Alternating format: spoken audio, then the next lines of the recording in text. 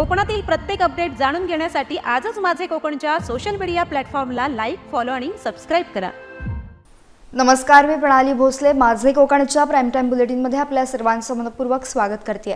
बुलेटिनला सुरुवात करण्याआधी पाहूयात हेडलाईन्स. 7 फेब्रुवारीला मतदान होणार. निवडणूक प्रशासन झाले सज्ज.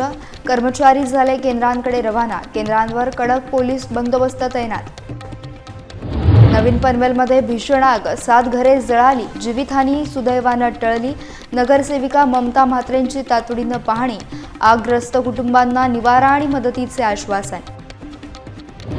आंगणेवाडी यात्रेची जय्यत तयारी. 9 फेब्रुवारीला भरणार भव्य जत्रा. लाखो भाविक कोकणात दाखल होणार. मंदिर परिसरात भव्य मंडप उभारणी. भराडी देवीचा मोठा वार्षिक उत्सव होणार संपन्न. आणि भास्कर जाधवांची उदय सामंतांवर टीका. गुहागरमध्ये राजकीय वातावरण तापलं. सामंतांच्या टीकेला जशास तसं उत्तर. वेब सिरीजवरून गुहागरमध्ये संघर्ष. पाहुयात सविस्तर वृत्त. रत्नागिरी जिल्ह्यात आगामी जिल्हा परिषद आणि पंचायत समितीच्या निवडणुकांचं बिगुल वाजलं आहे. 7 फेब्रुवारी रोजी होणाऱ्या मतदानाच्या पार्श्वभूमीवर जिल्हा प्रशासनाने एक अत्यंत महत्त्वाचा निर्णय घेतला. मतदारांना आपला मतदानाचा हक्क कोणताही अडथळा न येता बजावता यावा यासाठी मतदानाच्या दिवशी जिल्ह्यातील प्रमुख आठवडा बाजार बंद ठेवण्याचे आदेश देण्यात आले आहेत. जिल्हाधिकारी मनोज जिंदल यांनी बाजार आणि जत्रा अधिनियम 1862 मधील तरतुदीनुसार हे विशेष आदेश जारी केले आहेत. या निर्णयामुळे गुहागर तालुक्यातील शृंगारतळी, संगमेश्वरमधील मागजण तसेच रत्नागिरी जिल्ह्यातील निवळी आणि शहरातील शनिवारी भरणारे आठवडा बाजार बंद राहतील. निवडणूक प्रक्रिया सुरळीत आणि शांततेत पार पाडण्यासाठी प्रशासनाकडून ही खबरदारी घेण्यात आली आहे. नागरिकांनी आणि व्यापाऱ्यांनी या आदेशाचं पालन करून लोकशाहीच्या उत्सवात सहभाग नोंदवावा असं आवाहन करण्यात आलंय. सर्व मतदारांनी 7 फेब्रुवारी रोजी घराबाहेर पडून मतदान करावे असे आवाहन प्रशासनाने केले आहे. यामुळे मतदानाची टक्केवारी वाढण्यास मोठी मदत होईल. रत्नागिरी जिल्हा परिषद आणि पंचायत समितीच्या सार्वत्रिक निवडणुकांसाठी संपूर्ण प्रशासकीय यंत्रणा आता सज्ज झाली आहे. उद्या रत्नागिरी जिल्ह्यातील एकूण 1693 मतदान केंद्रांवर ही मतदान प्रक्रिया पार पडणार असून मतदानासाठी 4286 EVM यंत्रांचा वापर केला जाणार आहे. या लोकशाहीच्या उत्सवासाठी 5455 अधिकारी आणि कर्मचाऱ्यांचा मोठा फौजफाटा तैनात करण्यात आला आहे. जिल्हा परिषदेच्या 56 जागांसाठी 229 उमेदवार तर 9 पंचायत समितींच्या 112 जागांसाठी 434 उमेदवार आपले नशीब आजमावत आहेत. रत्नागिरी जिल्ह्यात एकूण 11,73,899 मतदार असून विशेष म्हणजे पुरुषांपेक्षा महिला मतदारांची संख्या अधिक आहे. जिल्ह्यात 5,64,976 पुरुष तर 6,08,993 महिला मतदार मतदानाचा हक्क बजावतील. आज सकाळपासूनच सर्व कर्मचारी साहित्य घेऊन केंद्रांकडे रवाना झाले असून उद्या होणाऱ्या मतदानाकडे संपूर्ण जिल्ह्याचं लक्ष लागलं आहे. रत्नागिरीत निवडणुकीची जय्यत तयारी पूर्ण झाली आहे. रायगड जिल्हा परिषद आणि 15 पंचायत समित्यांच्या सार्वत्रिक निवडणुकीसाठी शनिवारी मतदान प्रक्रिया पार पडणार आहे. जिल्हा प्रशासनाची तयारी आता अंतिम टप्प्यात आली असून आवश्यक निवडणूक साहित्य घेऊन अधिकारी आणि कर्मचारी आपापल्या नेमून दिलेल्या मतदान केंद्रांकडे रवाना झाले आहेत. जिल्ह्यातील एकूण 2323 मतदान केंद्रांवर हे मतदान पार पडणार असून या संपूर्ण प्रक्रियेसाठी जवळपास 12,000 कर्मचारी आणि अधिकाऱ्यांची नियुक्ती करण्यात आली आहे. सुरक्षेच्या दृष्टीने प्रत्येक केंद्रावर पुरेशी पोलीस कुमक आणि चोख बंदोबस्त तैनात करण्यात आला. जिल्हा परिषदेच्या 59 जागा आणि पंचायत समितीच्या 118 जागांसाठी हे मतदान संपन्न होणार आहे. जिल्ह्यातील एकूण 17,381 मतदार आपल्या मतदानाचा पवित्र हक्क बजावणार असून यामध्ये महिला मतदारांची संख्या लक्षणीय आहे. मतदानासाठी प्रशासनाकडून 5,952 बॅलेट युनिट्स आणि 2,501 कंट्रोल युनिट्सचा वापर केला जाणार आहे. शांततेत आणि पारदर्शकपणे मतदान पार पडण्यासाठी जिल्हा प्रशासन पूर्णपणे सज्ज झाले आहे. महाड MIDC मधील एम्बॉय ETP प्लांटमध्ये वेल्डिंगचं काम सुरू असताना दुपारी अचानक भीषण आग लागल्याची धक्कादायक घटना घडली. वेल्डिंग दरम्यान गॅसच्या ठिणगीने ही मोठी दुर्घटना घडल्याची प्राथमिक माहिती समोर आली आहे. या भीषण आगीत श्रेया एंटरप्राइजेस या थर्ड पार्टी कंपनीचा 32 वर्षीय कामगार सुदीप देबनाथ हा गंभीररित्या जखमी झाला असून त्याला उपचारासाठी महाडमधील एका खासगी रुग्णालयात तातडीनं दाखल करण्यात आले. आगीच्या ज्वाळा आणि धुराचे लोट लांबूनच दिसत असल्यानं स्थानिक ग्रामस्थांमध्ये प्रचंड भीतीचं बेचैनीचं वातावरण निर्माण झालं। संतप्त ग्रामस्थांनी तातडीने कंपनीच्या मुख्य प्रवेशद्वारावर धाव घेऊन प्रशासनाला जाब विचारला। यावेळी स्थानिक ग्रामस्थ आणि कंपनीचे व्यवस्थापक अनिल उतेकर यांच्यात जोरदार खडाजंगी पाहायला मिळाली। कंपनीच्या सेफ्टी इन्चार्जने या अपघाताला अधिकृत दुजोरा दिला असून सध्या आगीवर नियंत्रण मिळवण्यात आले आहे। स्थानिक पोलीस या प्रकरणाचा अधिक तपास करत आहेत। किती अंतर हवे तुम्हाला माहिती आहे, बरोबर आहे। या कंपनीतला एक तरी माणूस गेला का बाबा, तिथं त्या साईडला काय सिच्युएशन आहे आम्ही व्हिडिओ दाखवू सगळ्यांना। अजूनही कोण गेला, काय परिस्थिती आहे ती। दुराच्या लपके गावात चाललेले, दुराच्या लपके कुठं जायचं लहान पोरं घेऊन। तुम्ही एकही माणूस जरी कोणतरी विचारा आला का बाबा गावात काय तुमच्या परिस्थिती आहे, आता कंपनी वाचवली सगळ्यांनी, मग वाचवली ती, त्याच्यानंतरही सांगतो अजूनही कोणी कुणाच्या तोंडात शब्द नाही। आमचे लोक आली होतं त्या टायमाला हे लोकांनी डायरेक्ट गेट लावून घेतलं, बरोबर आहे। गेट लावून घेतल्यानंतर ज्या वाचवाने एखादी नाही ती फायर ब्रिगेडवाली जाते। तुमच्याकडे फॉर्म होता का नव्हता आम्हाला माहिती नाही। आमच्या लोकांनी जाऊन तिथपर्यंत जाऊन ते लोकांनी जाऊन या ठिकाणी तुम्हाला फॉर्म आणून दिले, त्यावेळी गेट तुम्ही लगेच ताबडतोब उघडले गेले। बघा ज्या टायमाला गेल्या वर्षी जी कंडिशन होती ती त्या टायमाला कंडिशन। पण मला सांगा, तुम्ही आम्हाला जर गेट लॉस करत असाल मग आम्ही कसं काय आंडू पडतो का गावातली लोक? आमच्या स्थायिक लोकांना तुम्ही एक शब्द तिथं फोन करू शकत नाही किंवा एक वाटपा सांगू शकत नाही, भाऊ तिथं आग लागली, असा प्रकार घडलाय। साहेब काय करतात? अरे बाहेरच्या लोकांना नाही, अरे मलाच उलट ह्यांनी फोन करून सांगितलं तर काय तुला सांगतोय? मी सांगतो ना त्याला, ते सांगतो तुम्हाला माहिती ना, तुम्हाला कुणी फोन केला मला माहिती आहे, तुम्हाला कुणी फोन मला केला। चंदेलनी सुरतने फोन केला। पेडगाव साहेबांना फोन करून सांगितलं, साहेब मला त्या टायमाला ऍड्रेस भेटले। नाही सिक्युरिटी कोणता बोलला मला? सुरत कोणता बोलला? ही व्यक्ती जी काय कोण बोलली ही बोलली तर बोलली, हाय बोलला तो अशी काय बोलायची पद्धत आहे तुमची? आणि ऐका सर, ऐका दुसरी गोष्ट, एवढी गोष्ट का तुम्ही अशा टायमाला काय बोलायची गरज होती? परंतु तिथं फक्त फॅब्रिकेशनची तीन लोक होती, त्यातल्या एकाने उडी मारली त्यावेळी त्याला हाताला इंजुरी झालेली आहे। पनवेल शहरातील नवीन पनवेल प्रभाग क्रमांक 18 सेक्टर 1S येथील इंडस्ट्रियल एरिया परिसरात अचानक लागलेल्या भीषण आगीत 7 घरांचं संपूर्ण नुकसान झालंय। सुदैवानं ही दुर्घटना दिवसा घडल्यामुळे कोणतीही जीवितहानी झाली नाही। मात्र 7 कुटुंबांचे संसारोपयोगी साहित्य, दैनंदिन वस्तू आणि लहान मुलांचे शैक्षणिक साहित्य पूर्णतः जळून खाक झाले। घटनेची माहिती मिळताच नगरसेविका ममता म्हात्रे यांनी ज्येष्ठ नेते प्रभाकर कांबळे यांच्यासह तातडीनं घटनास्थळी भेट देत नागरिकांच्या अडचणी जाणून घेतल्या। त्यांनी पनवेल महानगरपालिका प्रशासनाशी संपर्क साधत बाधितांसाठी तात्पुरत्या निवाऱ्याची आणि अन्नाची व्यवस्था करण्याच्या सूचना दिल्यात। तसेच जेम म्हात्रे चॅरिटेबल संस्था यांच्यामार्फत आर्थिक मदत, कपडे आणि विद्यार्थ्यांसाठी शैक्षणिक साहित्य देण्याचं आश्वासन देखील त्यांनी केलंय।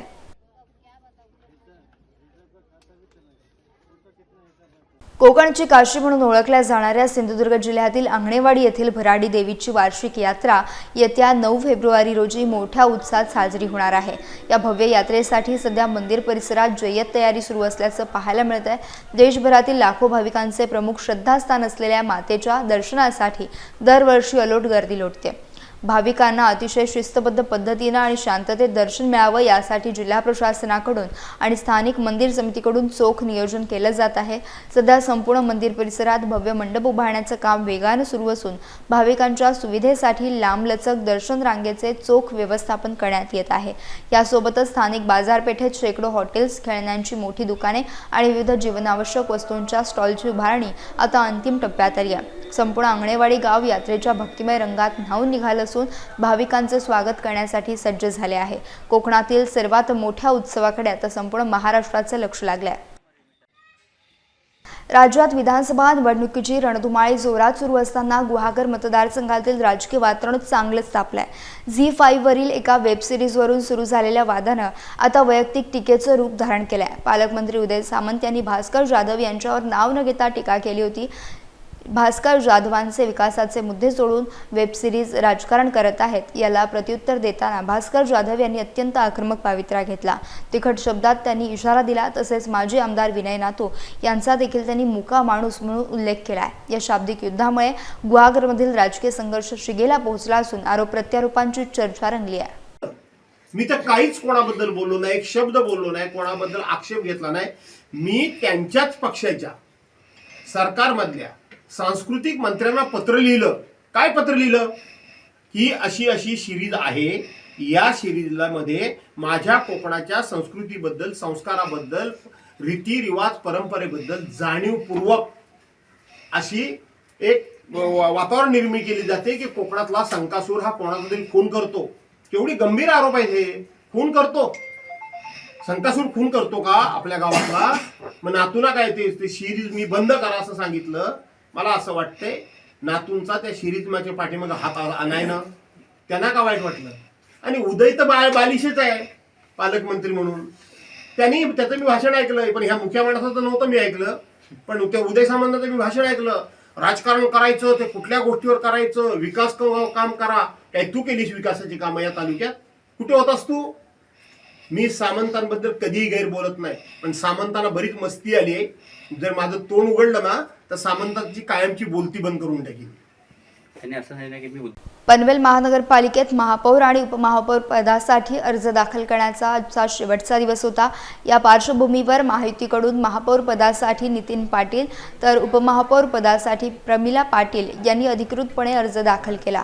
पनवेल महानगरपालिका सभागृहात भाजपचे स्पष्ट बहुमत असल्यामुळे ही दोन्ही पदे बिनविरोध निवडून येण्याची दाट शक्यता व्यक्त होती. त्यामुळे आगामी काळात महानगरपालिकेच्या सत्तेवर भाजपाची पकड अधिक मजबूत होणार असल्याची चर्चा राजकीय वर्तुळात रंगली आहे. दरम्यान अंतिम दिवशी इतर कोणते उमेदवार अर्ज दाखल करतात का याकडे सर्वांचं लक्ष लागलं होतं. मात्र सध्याच्या राजकीय गणितानुसार महापौर आणि उपमहापौर निवडणूक बिनविरोध होण्याची शक्यता जवळपास निश्चित मानली जाते.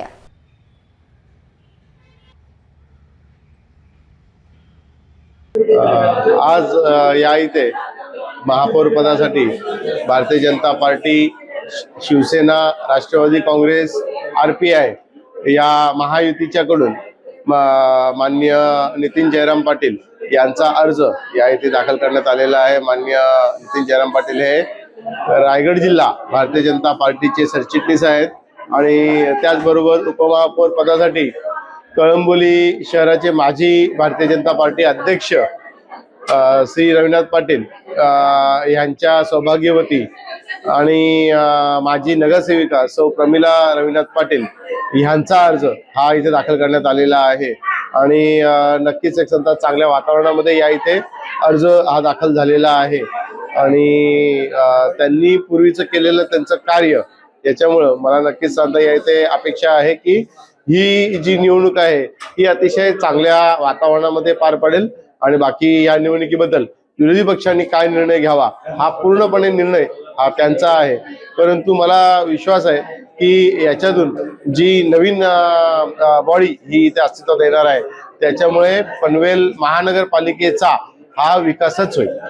नवी मुंबई महानगरपालिकेला सुजाता पाटील यांच्या रूपानं नव्या महापौर मिळाल्यानंतर राजकीय हालचालींना वेग आला. भाजपच्या नगरसेवकांनी वनमंत्री गणेश नाईक यांची भेट घेऊन त्यांचे अभिनंदन केले. या महत्त्वपूर्ण बैठकीत पालघर जिल्ह्यातील बेकायदा इमारत बांधकामाचा मुद्दा प्रामुख्यानं चर्चेला गेला. गणेश नाईक यांनी पालघरमधील या बांधकामांची SIT मार्फत सखोल चौकशी करण्याची आक्रमक मागणी केली असून या प्रकरणी उच्च न्यायालयाच्या सेवानिवृत्त न्यायमूर्तींच्या अध्यक्षतेखाली समिती नेमण्याचे स्पष्ट संकेत दिले आहेत. नवी मुंबईतील प्रलंबित नागरी प्रश्नांबाबत नाईक लवकरच देवेंद्र फडणवीस यांची भेट घेणार आहेत. महापालिका निवडणुकीच्या निकालावर भाष्य करताना नाईक यांनी विरोधकांवर जोरदार तोफ डागली आहे. या निवडणुकीत हरामाचा पैसा चालला नाही तर जनतेनं केवळ विकास आणि विश्वासाला कौल दिला असं त्यांनी ठणकावून सांगितलं. आगामी काळात शहर विकास आणि प्रशासकीय समन्वय साधण्यावर या बैठकीत विशेष भर देण्यात आला. नवी मुंबई महानगरपालिकेच्या सार्वत्रिक निवडणुकीनंतर नवी मुंबईच्या सुजाण जनतेनं भारतीय जनता पक्षाला घवघवीत यश दिलं आणि त्यानंतर महापौर पदासाठी सौभाग्यवती सुजाता पाटील आणि उपमहापौर पदासाठी दशरथजी भगत यांना त्या ठिकाणी पक्षानं संधी दिली आणि आज त्यांची बिनविरोध निवड झाली. त्याबद्दल मला आनंद वाटत आहे. ज्या सभागृहामधले आजी माजी असलेले ज्येष्ठ श्रेष्ठ जे नगरसेवक होते, पदाधिकारी होते, त्या सर्वांना एकत्र बोलून नवी मुंबईच्या 5 वर्षाची दिशा निश्चित ठरवली जाईल. स्वच्छ नवी मुंबई, हरित नवी मुंबई, भिकारीमुक्त नवी मुंबई, तृतीयपंथीमुक्त नवी, फुटपाथमुक्त शहर, हातगाडीवाला मुक्त शहर आणि खऱ्या अर्थानं जनसामान्यांच्या ज्या अपेक्षा आहेत शिक्षणाच्या बाबतीत, आरोग्याच्या बाबतीत, एकूणच मालमत्ता कर न वाढवण्याची भूमिका मी घेतलेली, एक 20 वर्ष नाही वाढवायची, तो दिलेला शब्द तो कायम 20 वर्षापर्यंत राहणार आहे. आणि नवी मुंबईच्या जनतेनं ह्या विश्वासानं त्या आमच्या सर्व सहकाऱ्यांना निवडून दिलेला आहे. आणि निश्चितपणे त्याचा ज्याला एक मसुदा तयार करू, त्याला पुन्हा त्या मसुद्यासहित आपल्यासमोर आम्ही येऊ. रत्नागिरी जिल्ह्यातील गुहागरच्या शिरपेचात मानाचा तुरा रोवला गेला. स्थानिक सुपुत्र शैलेश कांबळेला नवी दिल्ली येथील प्रतिष्ठित राष्ट्रीय नाट्य विद्यालय आयोजित भारत रंग इंटरनॅशनल थिएटर ऑफ इंडिया या जागतिक व्यासपीठावर सादरीकरणाची संधी मिळाली आहे. हा महोत्सव भारत, श्रीलंका आणि नेपाळमध्ये देखील आयोजित केला जातो. 4 फेब्रुवारी रोजी झारखंडमधील रांची येथे हा दिमागदार सोहळा पार पडला. परेश रावल यांच्या अध्यक्षतेखालील ही संस्था अभिनय क्षेत्रातील सर्वोच्च मानली जाते. नसरुद्दीन शाह आणि इरफान खान यांसारख्या दिग्गज कलाकारांची परंपरा लाभलेल्या संस्थेत पोहोचणारा शैलेश गुहागर तालुक्यातील पहिलाच कलाकार ठरला आहे. शैलेशला यापूर्वी 2021 मध्ये महाराष्ट्र युवा कला गौरव, 2023 मध्ये राष्ट्रीय प्रतिष्ठा पुरस्कारानं सन्मानित करण्यात आलं होतं. केंद्र सरकारच्या सांस्कृतिक मंत्रालयाच्या अंतर्गत येणाऱ्या जागतिक व्यासपीठावर परफॉर्मन्स मिळवणे ही संपूर्ण कोकणासाठी अभिमानाची गोष्ट आहे. शैलेशच्या ऐतिहासिक यशामुळे सर्व स्तरातून त्याच्यावर कौतुकाचा वर्षाव होत असून त्याच्या पुढील वाटचालीस शुभेच्छा दिल्या जात आहेत. गुहागर तालुक्यातील शृंगारतळी येथे इस्कॉन संस्थेच्या वतीनं प्रथमच नित्यानंद त्रयोदशी महोत्सव अत्यंत उत्साहात आणि भक्तिभावात साजरा झाला. 2 फेब्रुवारी रोजी पार पडलेल्या सोहळ्यात भाविकांनी मोठी गर्दी केली होती. इस्कॉन ही जगप्रसिद्ध आध्यात्मिक संस्था असून 1966 मध्ये ती श्रील प्रभुपाद यांनी स्थापन केली होती. सध्या जगभरात या संस्थेची 850 पेक्षा अधिक मंदिरे आहेत. चिपळूण येथील शाखा 2011 पासून कार्यरत असून त्या माध्यमातून गुहागर तालुक्यातही कार्य विस्तारले जात आहे. श्रीमद भगवद्गीता आणि श्रीमद भागवतचे शास्त्रशुद्ध ज्ञान प्रत्येकापर्यंत पोहोचवणे हा या संस्थेचा मुख्य उद्देश आहे.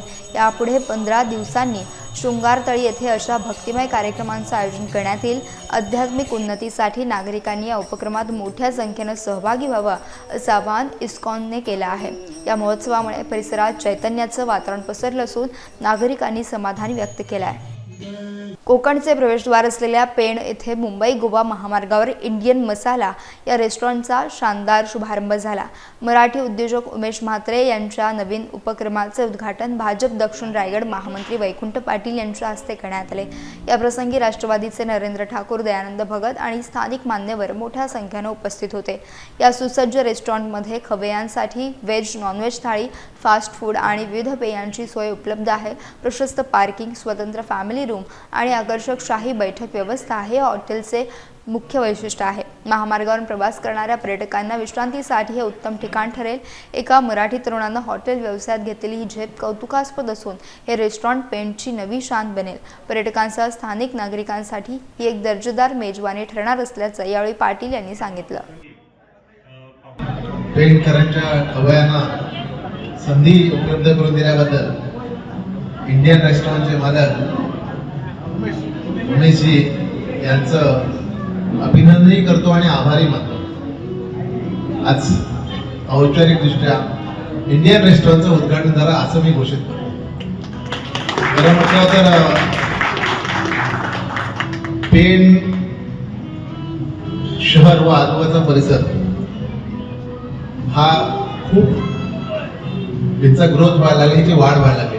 आणि अशाच या वाढीच्या प्रसंगी आपल्याला माहीत असेल की दावोसमध्ये महाराष्ट्राचे मुख्यमंत्री देवेंद्रजी फडणवीस यांनी पेणला नवीन ग्रोथ सेंटर म्हणून त्या ठिकाणी आज तयार करण्याचं चॅलेंज उभं केलं आहे. याचा अर्थ असा आहे की भविष्यामध्ये उद्योगधंदे आणि सर्व काही गोष्टी आहेत त्या पेणपासून जवळपास निर्माण होणार आहेत. आणि मला या ठिकाणी खूप अभिमान वाटतोय की जिथे विभाग असेल, अमरापूर विभाग असेल, दादर विभाग असेल, हा नवीन ग्रोथ सेंटरचा भाग ठरणार आहे.